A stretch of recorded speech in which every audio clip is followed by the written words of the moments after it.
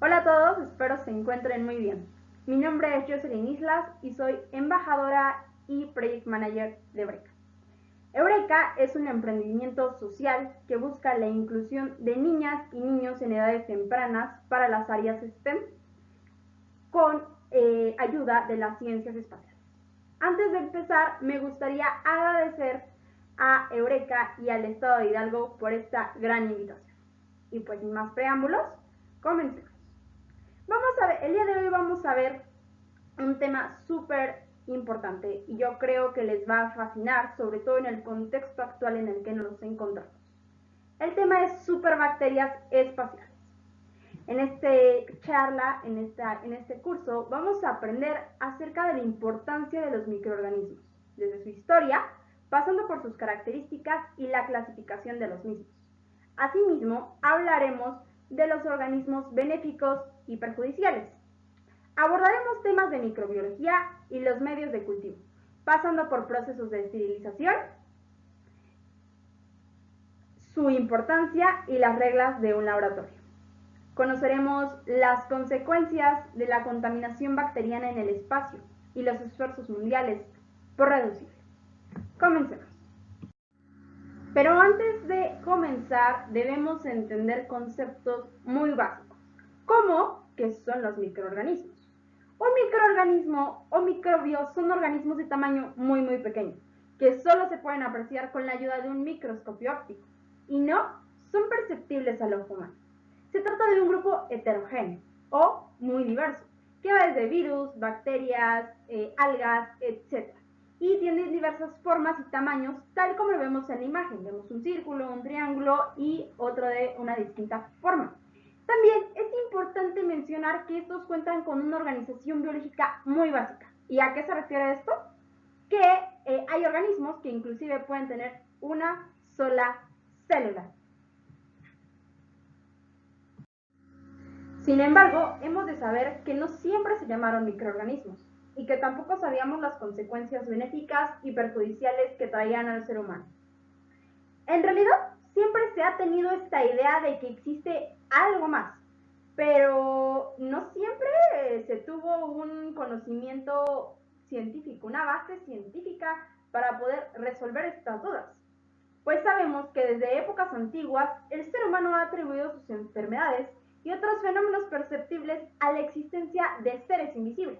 Y pues es evidente, solo los podemos ver con un microscopio óptico. Sin embargo, estos a menudo se imaginaban como hadas o espíritus malvados. No fue hasta que el desarrollo científico abría los ojos hacia este universo. Y pues en realidad, como mencionábamos, desde épocas antiguas las personas tenían esta duda, ¿no? ¿Qué hay? ¿Qué provoca todos estos fenómenos? Esto data desde el 96 al 55 antes de Cristo. Y la primera persona en empezar a deducir estas teorías fue Lucrecio. Este era un poeta y filósofo romano atomista, y justamente se encargaban de describir estos fenómenos basados en el pensamiento crítico y lógico, no con una base científica, porque aún no existía. Pero imagínense que en esos momentos ya había una persona que realmente tenía esa duda y que empezó a investigar o simplemente a poner sus ideas acerca de los microorganismos. Él no los llamaba así, pero él hizo un poema didáctico que consta de 6 capítulos. En este poema busca la comprensión de la realidad del mundo y de los seres humanos.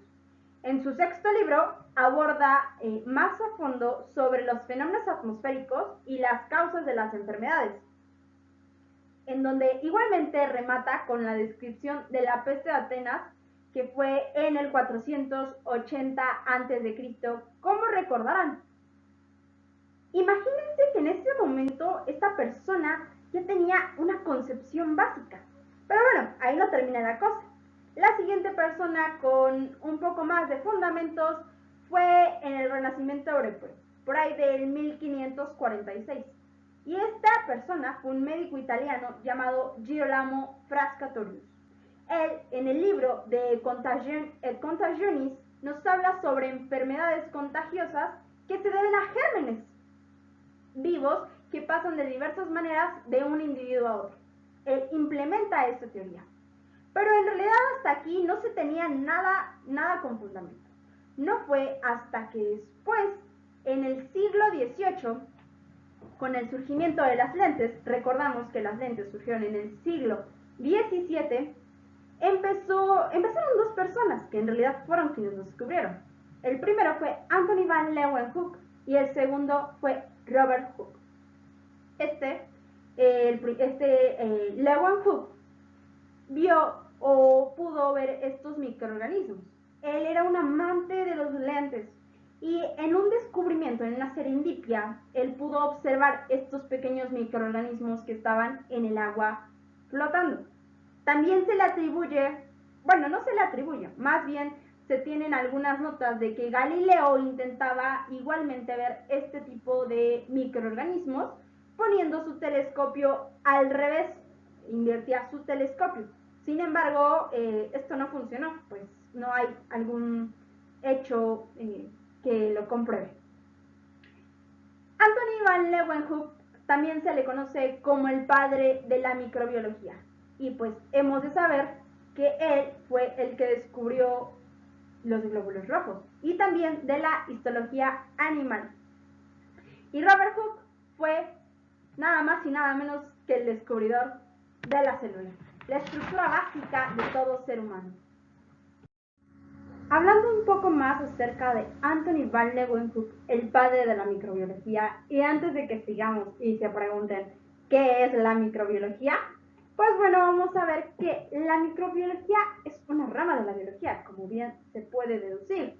Esta se encarga de estudiar los microorganismos, tanto procariotas y virus, como eucariotas simples, unicelulares y pluricelulares, que en un momento vamos a abordar sobre estos conceptos. Los organismos objetos de esta rama son aquellos que solo son visibles al microscopio, por eso es microbiología. Y dentro de su objeto de estudio se encargan de la descripción de los microorganismos, la clasificación, el estudio de su funcionamiento y modos de vida, así como la distribución en caso de ser patógenos de sus modos de infección y mecanismos para eliminarlos. En 1683 debemos de saber que Anthony van Leeuwenhoek se le denomina o descubre las bacterias, y con esto se le denomina el padre de la microbiología. Sí, él descubrió las bacterias. Anteriormente, en 1675, él descubrió los llamados animáculos, y esto los encontró en vinagre y en la placa dentobacteriana, sí, en nuestros dientes. También se le atribuye a él el descubrimiento de los espermatozoides y de diversas estructuras de las semillas y embriones de las plantas. Ahora vamos a hablar sobre las características de los microorganismos. Y vamos a tener 7 características principales que los distinguen. El primero, como ya lo vimos, es que son imperceptibles a simple vista. Para ello se utiliza el microscopio. Nuestra segunda es que forman parte de los ciclos biogeoquímicos. Y para los que se pregunten qué son los ciclos biogeoquímicos, no son nada más que un movimiento de los elementos entre los seres vivos y la naturaleza. Estos ciclos biogeoquímicos lo que buscan es la producción y descomposición de elementos básicos, tales como el carbono, el oxígeno, el nitrógeno, el fósforo, etc., a lo que conocemos como chamos, ¿no? Esos son los ciclos biogeoquímicos y que son elementales para la existencia del ser humano y de la vida en la Tierra en general. La tercera es que son muy livianos, por lo que se transportan en el aire. Es por eso que el virus, a lo que nosotros llamamos el COVID-SARS, el SARS-CoV-2, está en constante movimiento en el aire, ¿vale? El cuarto es que necesitan agua para metabolizar. Y es una igual de las características, pues en este caso las bacterias necesitan de cierta temperatura y de cierta humedad o de cierta agua para poder reproducirse. Otra característica súper importante es que estos desarrollan mecanismos de dispersión y de resistencia.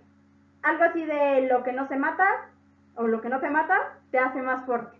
Y lo mismo aplica para las bacterias.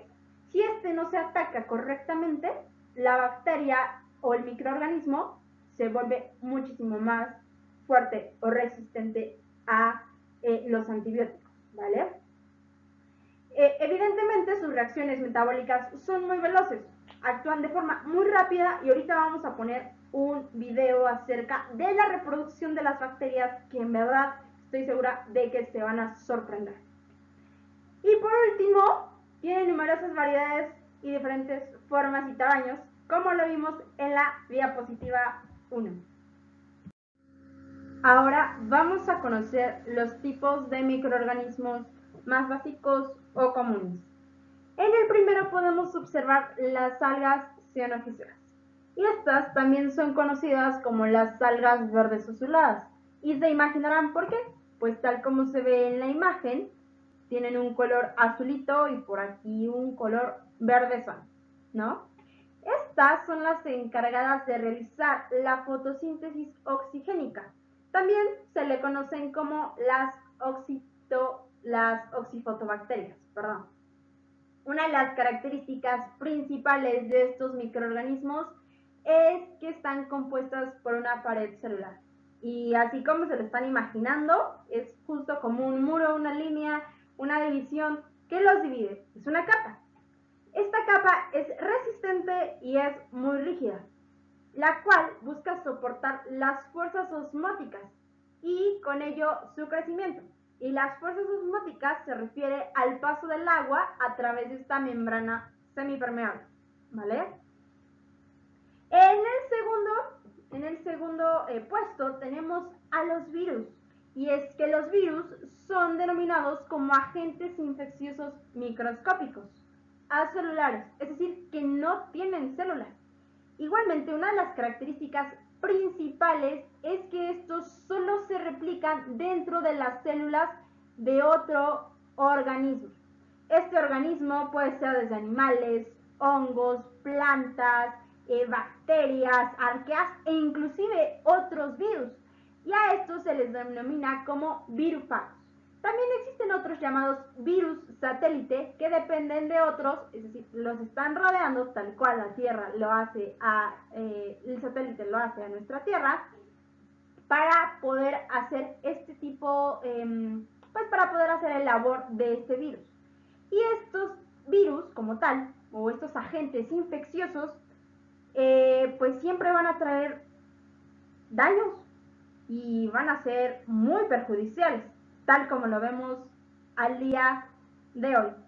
Pues es que desde su palabra del latín viene del posh, que significa toxina o veneno. Desde ahí ya se sabe que son completamente perjudiciales. ¿O no es así? En el otro puesto tenemos a los hongos. Y es que a los hongos se les denomina como aquellos organismos eucariotas que pertenecen al reino fungi. Y pues recordemos cuáles son los organismos procariontas y eucariontas.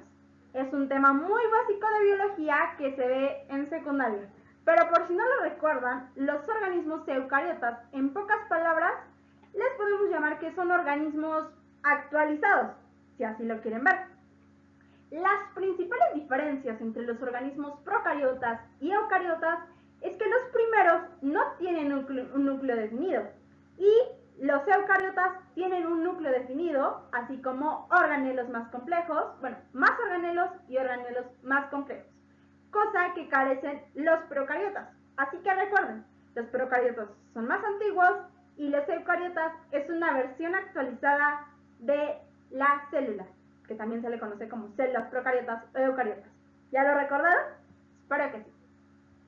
Los hongos están compuestos por celulosa.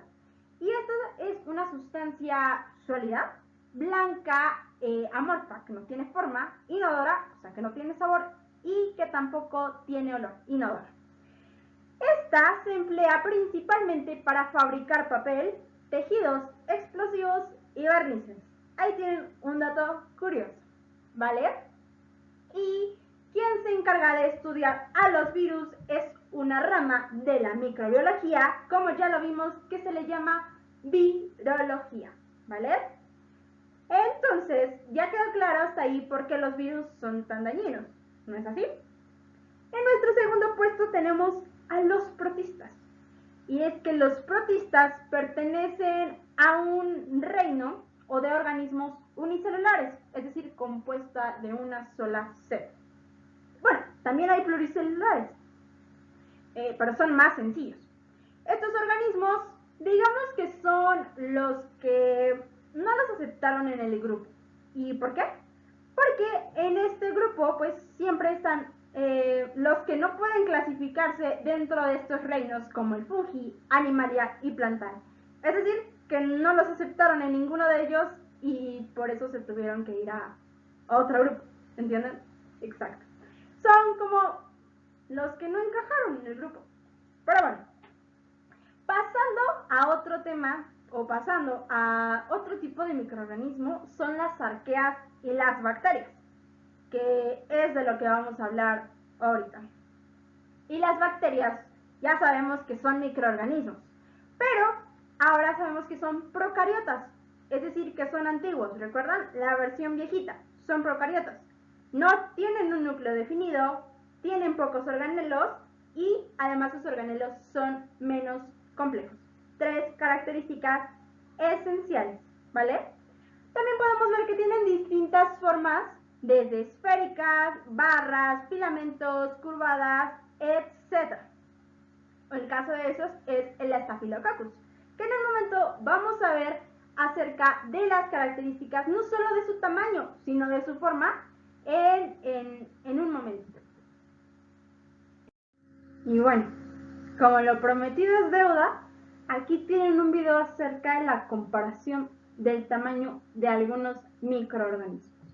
Y sin más preámbulos, veamos. El primero es el rinovirus. Es el causante del resfriado común. Tenemos al poliovirus, que es el causante de la poliomielitis, una enfermedad que entra al cerebro y destruye la parte motora de nuestro cuerpo. Pasamos por el virus de la influenza. El verdecito que vemos ahí es el de la viruela. El que sigue es el bacteriofago. Luego seguimos con el de la viruela, el Staphylococcus, el Lactobacillus, que nos ayuda a proteger nuestro estómago, el Escherichia coli, que es completamente lo contrario. Al consumir alimentos infectados puede causarnos la muerte. El tamaño de un glóbulo rojo, el tamaño de la levadura de cerveza, el tamaño de una célula de la piel y el de un espermatozoide, ese que están viendo ahí. El del polen, la moradita que observan es una neurona.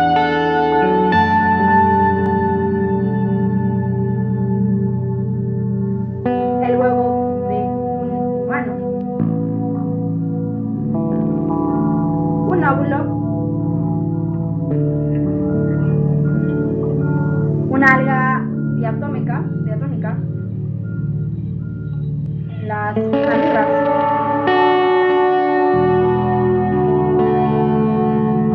y ese de ahí que es el tardígrado. Pónganle atención. Un huevo de rana y si pudieron ver atrás era un cabello. Espero le hayan puesto atención a los tardígrados, que también son conocidos como osos de agua, porque vamos a hablar más adelante acerca de eso. Y sí, como todo, existen microorganismos buenos y malos. Dentro de los organismos malos, es decir, que provocan enfermedades o perjudiciales, tenemos a los virus, a los hongos y a las bacterias. Estos pueden ser controlados o erradicados por medio de medicamentos. Por ejemplo, los virus, que son los que infectan a las células, podríamos tener un antiviral. O los hongos, que son los que infectan la mucosa o el cutis, infecciones cutáneas. Tenemos a los antimicóticos para los hongos, de los dedos, de las manos. Para las bacterias tenemos, son los que invaden al organismo y liberan toxinas. Y para eso tenemos a los antibióticos. Pero no todo es malo. También tenemos a organismos beneficiosos. Tal como vemos en la imagen, al antibiótico y a la superbacteria, que están luchando ahí por ver quién gana. Pero dentro de los beneficiosos del equipo del Team Morado, tenemos a organismos que viven en simbiosis. Y la simbiosis se refiere a una de las relaciones interbiológicas, así le podemos llamar, en donde cada uno se beneficia mutuamente. En este caso, unos lo protegen a cambio de obtener alimentos. Y algunos ejemplos de estos son en la agricultura, con las cianobacterias. Y justamente las cianobacterias que pertenecen al ciclo del nitrógeno son son bacterias encargadas de fijar el nitrógeno al suelo, para que así se pueda completar el ciclo del nitrógeno. El ciclo del nitrógeno pertenece al ciclo biogeoquímico. Si así lo estaban pensando, están en lo correcto. Y estos, recordemos que son esenciales para nuestra supervivencia. Por otro lado, tenemos también a los lactobacilos. Y sí, son los que aparecen en el yogurt o en los lácteos, ¿no? Estos producen lactato, vitamina K y peróxido de hidrógeno. Y bueno, ¿de qué nos sirve que produzcan lactato? Lo que sucede es que estos generan NADH, que es la adenina dinucleótido. Esta es necesaria para entrar al proceso de glucólisis. Y esta glucólisis se lleva a cabo en el ciclo de Krebs, ¿vale? Por eso es fundamental. Y con ello, pues el ciclo de Krebs nos ayuda a nuestro metabolismo celular y a que exista un balance en este soporte vital que nosotros tenemos. Por otro lado, la vitamina K nos ayuda a la coagulación de la sangre y a la salud de nuestros huesos, ¿vale? Entonces vemos que tenemos organismos perjudiciales y benéficos. Y con ello podemos determinar que estos organismos benéficos pues nos ayudan al cuerpo humano, también a la basura, como vimos con el ciclo del nitrógeno, y a la agricultura. Ahora veremos las características de las bacterias. Tenemos principalmente 4 que debemos entender y comprender. Y la primera es que estos están constituidos por una sola célula. ¿Recuerdan la organización biológica elemental? A eso nos referíamos. La segunda es que las bacterias son asexuales, es decir, no necesitan otro organismo para poder reproducirse. Por eso es que se reproducen tan rápido y son demasiadas. La tercera es que justamente se reproducen rápidamente en algunos casos. Y la cuarta es que pueden ser beneficiosas para la salud o pueden ser neutrales, ¿vale? La reproducción de las bacterias depende de distintos elementos. Entre los principales está el aporte nutricional de los alimentos en el cual están. Otro de los factores importantes es el pH de los alimentos en el cual se va a reproducir, así como la cantidad de agua. ¿Recuerdan la humedad de la cual les hablaba? Es imprescindible. Y la temperatura a la que se conserva. Eso es algo fundamental, ¿vale? Y de la misma manera, el tiempo durante el cual están expuestos a dichas condiciones, para que estas bacterias se reproduzcan de manera sorprendente. Y como les había comentado, en la imagen de al lado podemos observar cómo crecen las bacterias de una forma tan sorprendente.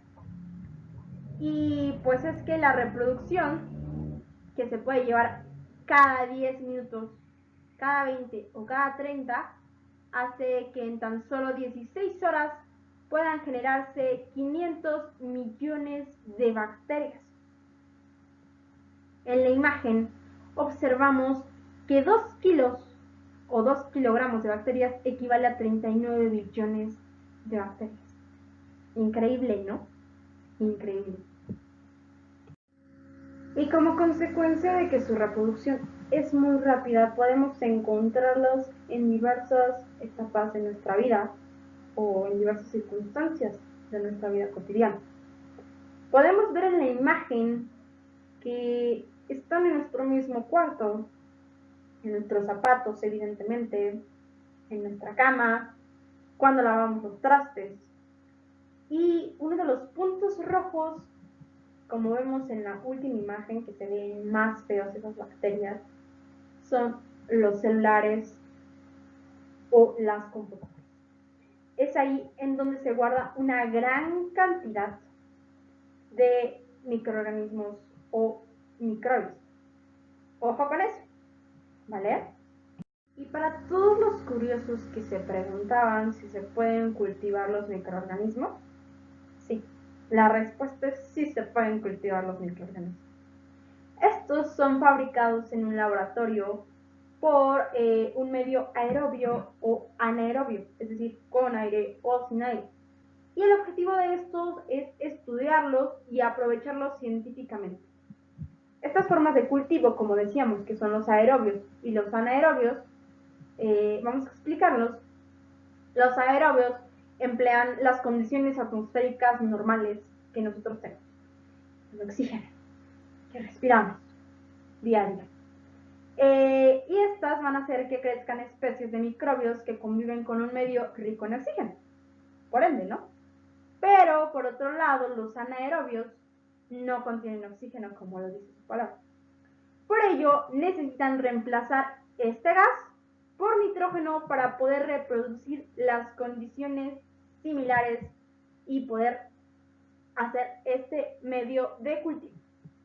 Y pues entonces, para los que no sepan qué es un medio de cultivo, se refiere a una técnica de laboratorio que consta de una solución con nutrientes necesarios que nos permiten condiciones favorables de pH y de temperatura. En estas condiciones nos permiten el crecimiento de virus, microorganismos, células, tejidos vegetales, etc. ¿Vale? De esta manera se puede preparar para que esté de forma automatizada este proceso de los medios de cultivo. Y uno de los ejemplos es el agar de cultivo. Este nos sirve en microbiología, o es una sustancia que sirve para el desarrollo de hongos y de bacterias. Se utiliza principalmente para cultivar este tipo de microorganismos, bacterias y hongos. Este agar es un elemento solidificante que se emplea en la preparación de diversos medios de cultivo. Estos pueden estar exentos, o deben estar exentos, mejor dicho, de todo microorganismo contaminante. Con el objetivo para facilitar la identificación, el crecimiento y el desarrollo de otros microorganismos que crecen en sustancias alimenticias artificiales, que se pueden preparar en algún laboratorio. Pero vamos a ver algunas de las condiciones que se necesitan para que se puedan realizar este tipo de procedimientos.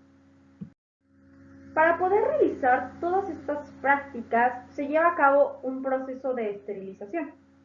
Y sí, cuando vas a tu dentista, él tiene que esterilizar todo su instrumental y toda la práctica médica, por así decirlo.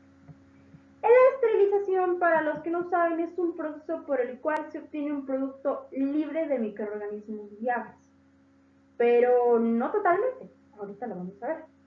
Este proceso de esterilización consta de 7 pasos que los vamos a explicar. Y el primero es el prelavado. El segundo es un lavado y una descontaminación. Se vuelve a lavar y se descontamina. El tercero se lleva a cabo un secado y una inspección.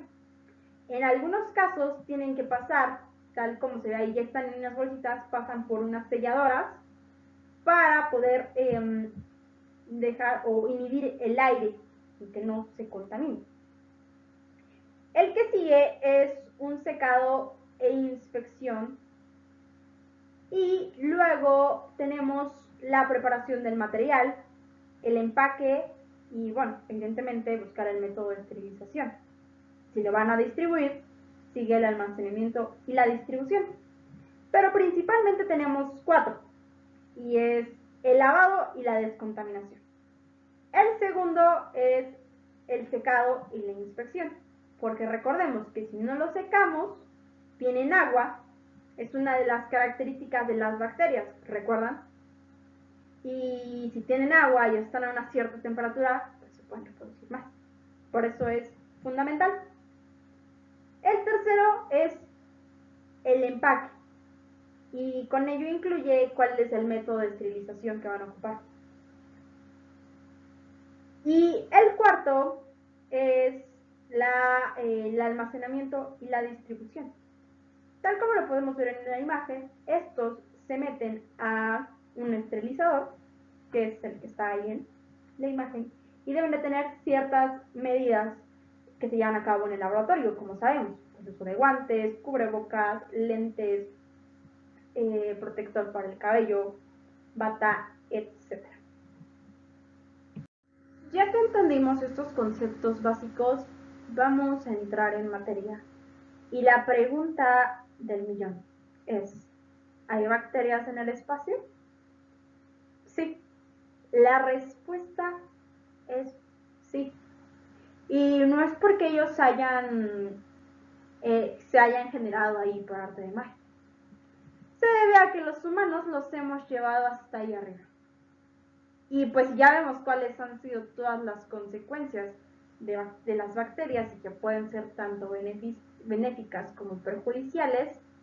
Vamos a ver en qué resultaron estas misiones o estos errores de las misiones. Evidentemente existen ahí desde que el ser humano visitó el exterior de la Tierra. ¿Por qué? Porque nosotros estamos compuestos de bacterias en todo nuestro cuerpo. Y al ir ahí, pues las tenemos. De hecho, los astronautas, para poder ir al espacio, tienen que hacer una cuarentena, el cual busca al menos reducir estas bacterias y no entrar con un contacto físico con el medio de manera abierta. Para eso hacen la cuarentena de los astronautas. Sin embargo, ¿por qué hay bacterias en el espacio? Sí, como lo decíamos, y bueno, aquí pongo esta imagen de esta película del Planeta X, una película del 1951, que es un poco exagerada si lo queremos ver, pero ¿hasta qué punto? Porque realmente existen bacterias en el espacio. Habla un poco acerca de un científico que está estudiando un planeta, un astro, y se encuentra con este alienígena, y pues bueno, es una película de ciencia ficción. Pero bueno, retomando un poco el punto del cual les hablaba, es que el problema de las misiones espaciales anteriores a ciertas fechas es que no sabían el problema de la contaminación que podían llevar consigo las naves y los astronautas. Antes no se sabía.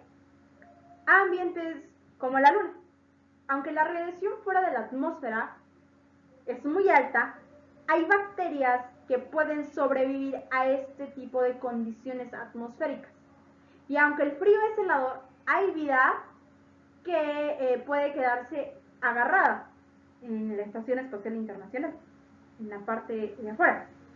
Sin embargo, estas bacterias viajeras se han hecho fuerte ante semejantes inclemencias. Pues recordemos la frase que mencionamos hace unos momentos. Lo que no se mata, se hace más fuerte. Y aquí, esto mismo aplica para el espacio. Y sí, anteriormente fue por un error de la Agencia Espacial Israelí. Pero bueno, no vamos a entrar en ese tema.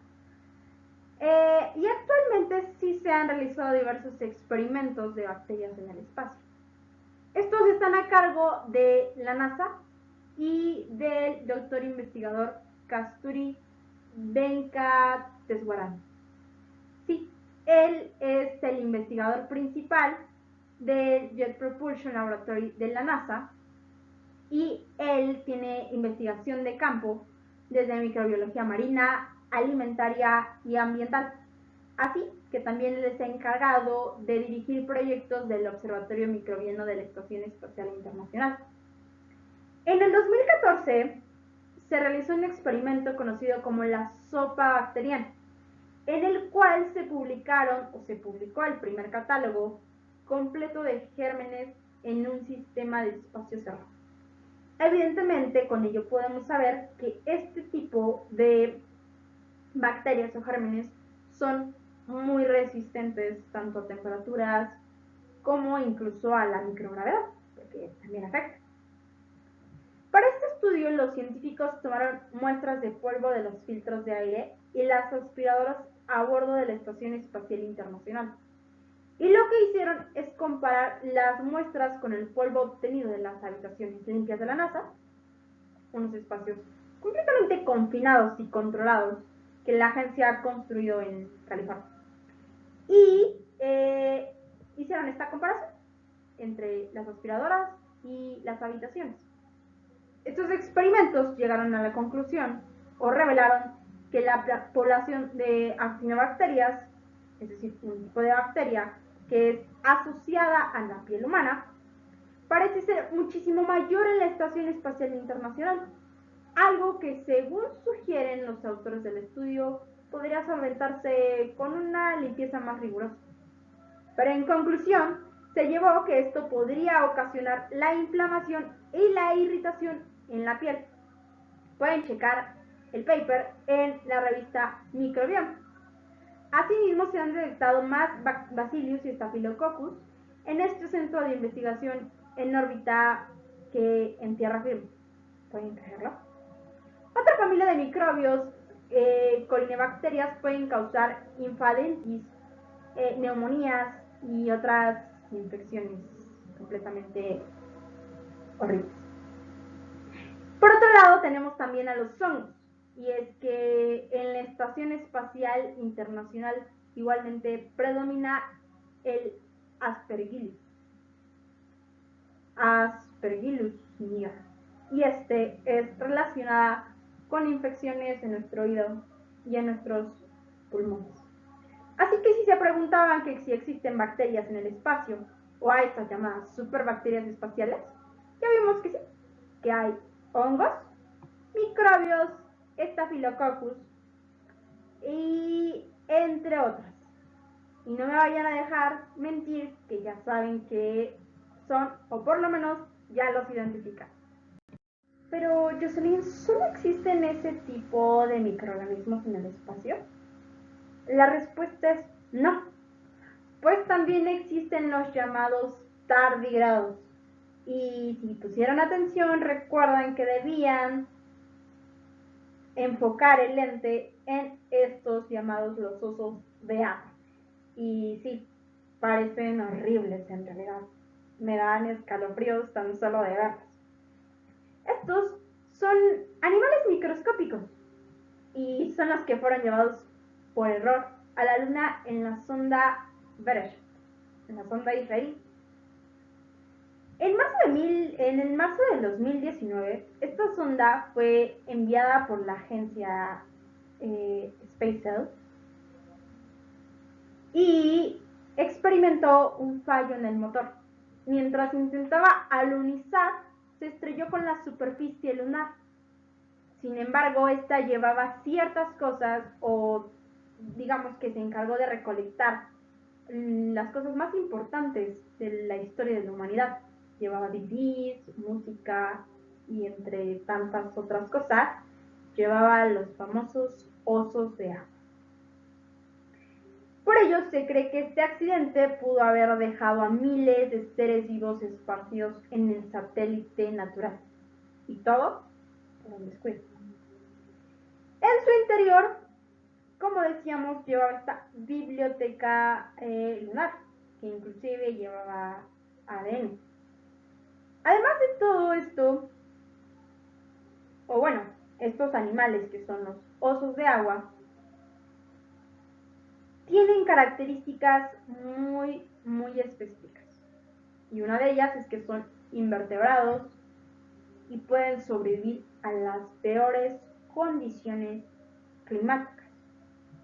¿Pueden creerlo? Sí. Sobreviven a temperaturas de entre menos 200 a 150 grados centígrados. También a una deshidratación prolongada o a la radiación ionizante. Entonces la pregunta ahora es si la luna podría haber sido invadida por estos, los osos de agua.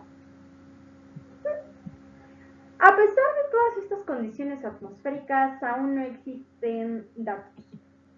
Pero sí se sabe que esta sonda fue llevada allá y que estos microorganismos salieron. Falta ver si sobrevivieron en la superficie lunar, en la inhóspita superficie. Vamos a ver. Ya vimos algunas de las consecuencias que puede traer. Pero, ¿cómo afectan estas superbacterias a los humanos? Es importante decir que durante el vuelo se altera nuestro sistema inmunitario y evidentemente cuando estamos en el viaje no tenemos intervenciones médicas como las que podemos gozar en la Tierra.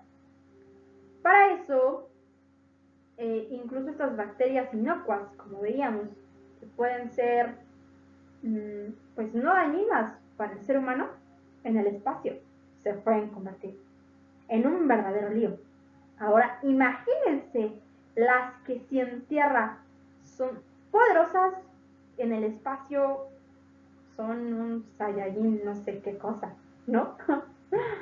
Bueno, en fin, algunos microbios pueden causar la corrosión en la infraestructura de la Estación Espacial Internacional. Y es que la consecuencia de esto es que puede causar bloqueos mecánicos. Y al momento de hacer esto, pues evidentemente va a interferir en nuestra nave espacial. Por ello es que deben de tener esta parte de la esterilización, esta parte del cuidado, de la cuarentena, etc. La mayoría de los resultados que se han obtenido hasta ahora muestran que no son patógenos. Es decir, que no se han evolucionado hasta provocar enfermedades en los seres humanos. Pero, pues, todavía faltan estudios por realizar. Y más ahora. ¿No lo creen? ¿Ustedes qué piensan? Y se preguntan, bueno, ya está hecho, pero ¿se puede evitar la contaminación en el espacio de las bacterias? Recuerden que los astronautas van al espacio a realizar diversos experimentos. Y uno de los experimentos que se realizó con el astronauta Scott Kelly de la NASA fue probar un recubrimiento antimicrobiano a base de plata y rutenio a bordo de la isla. Este estudio mostró que se redujo drásticamente el número de bacterias en las superficies que pudieran ser propensas a la contaminación y que estas podrían ayudar a proteger a los futuros astronautas más allá de la Luna y de Marte. No solo en las misiones de hoy, sino en las del futuro. Elizabeth nos dice que estos vuelos espaciales pueden convertir bacterias inofensivas en patógenos potenciales. No soy yo que me dice, es Elizabeth Trump. Y pues bueno, como lo podemos ver en la foto o en la imagen, Scott Kelly está jugando con su comida, muy contento. Pero hemos de saber que estas son un punto rojo. Pues recordemos que estos pueden tener diversos microorganismos y pues sean benéficos o perjudiciales, también pueden llegar a causar daño en nuestro espacio exterior. Y si su pregunta es, entonces, ¿qué hacen los políticos? ¿Qué hace la ONU? ¿Qué hacen todos estos organismos que buscan preservar el espacio? Pues sí, En realidad todo empieza desde 1967 con esta preocupación, el famoso Tratado del Espacio. Ahí se expone la preocupación de la comunidad científica de evitar la contaminación de los cuerpos planetarios que se vayan a explorar. Más tarde se hace en el 2002 un tratado de las Naciones Unidas sobre el espacio ultraterrestre y diversas agencias espaciales e instituciones, como la ONU, están desarrollando diversos modelos de protección planetaria, justo para analizar y prevenir posibles riesgos biológicos en las misiones espaciales presentes y futuras. La NASA también ha contemplado un escenario con una política llamada el control de contaminación. Pero bueno, eso es cosa de otro tema. Por ahora debemos saber que sí, se está trabajando para estos tratados y evitar contaminar el espacio. Hemos terminado esta charla. Espero hayan entendido un poco acerca de las superbacterias espaciales. Y recuerden que sí existen en el espacio. No me queda más que agradecerles por su tiempo y espero se puedan meter a indagar un poco más sobre los diversos experimentos que hace NASA y las diversas agencias espaciales del mundo. Igualmente, no me queda más que agradecer al Estado de Hidalgo, Citnova y Eureka por esta gran invitación. No se olviden de seguirme en mis redes sociales. Soy como Jocelyn Islas en Facebook, igualmente en Instagram, y pues me pueden contactar por un correo electrónico en jocelyn.eureka@gmail.com. Saludos cósmicos y hasta la próxima.